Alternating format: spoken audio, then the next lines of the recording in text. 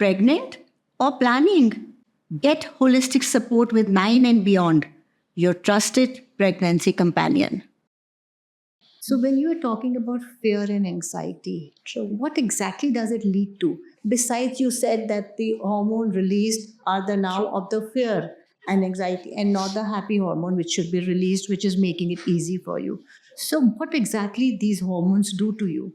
See, like I said, fear, right? Fear is always going to give you a lot of stress hormones. So when I say fear, that fear is going to give you a lot of tension. And when I say tension, that is going to lead to pain. And because you're having more pain, you're going to be more feared.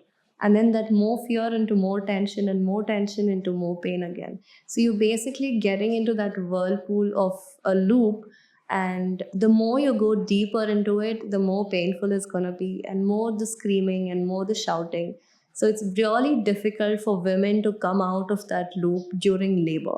Okay, so mental prep basically lets them cut out of it and come to a very calm and confident state, right? So this cycle, if we can avoid, we can do wonders in labor.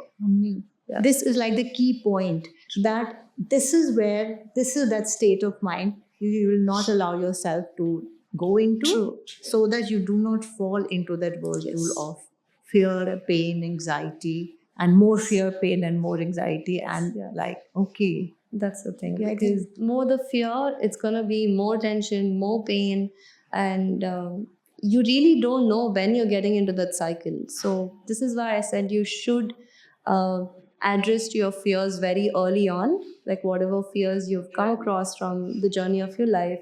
You need to put that out in your birth journey. Like say you see, we've all watched movies, right? So how does a labor happen? A woman gets into a room, then there's a lot of screaming and shouting sounds that come out, and then the baby's screaming is dead, and then the baby and the mother just are shown.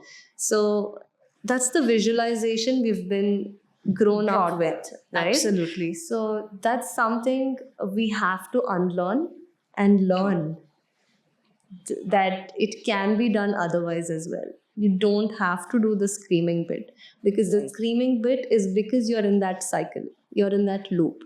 So that way, keep addressing every fear that you have, every learning that's come from your childhood. Some things could just be putting some trauma over your birth experience. So don't do that. Early on, just address it and go head on with it, and then your birth process is going to be beautiful.